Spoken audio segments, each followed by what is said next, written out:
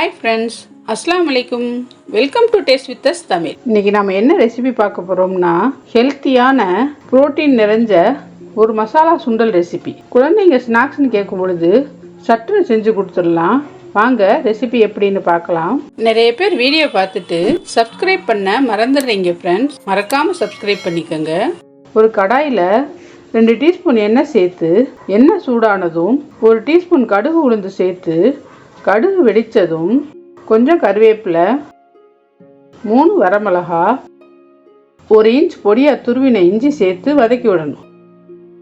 இப்போ 1 கப் வேக வச்ச வெள்ளை சுண்டலை சேர்த்துக்கணும். இந்த சுண்டலை 8 மணி நேரம் ஊற வச்சு குக்கரில் சேர்த்து 6 விசில் விட்டு எடுத்திருக்கேன். 1 டீஸ்பூன் மிளகுத்தூள், 1 டீஸ்பூன் ஜீரகத்தூள் சேர்த்து நல்லா கலந்து விடணும். மிளகு ஜீரகம் சேர்க்கும் பொழுது சுவை ரொம்ப அருமையாக இருக்கும். 3 டேபிள் ஸ்பூன் துருவின தேங்காய் சேர்த்து 1 நிமிஷம் கிளறி விட்டு இறக்குனா சுவையான மசாலா சுண்டல் ரெடி. இந்த ரெசிபியை கண்டிப்பாக ட்ரை பண்ணி பார்த்துட்டு கமெண்ட்டில் சொல்லுங்கள்.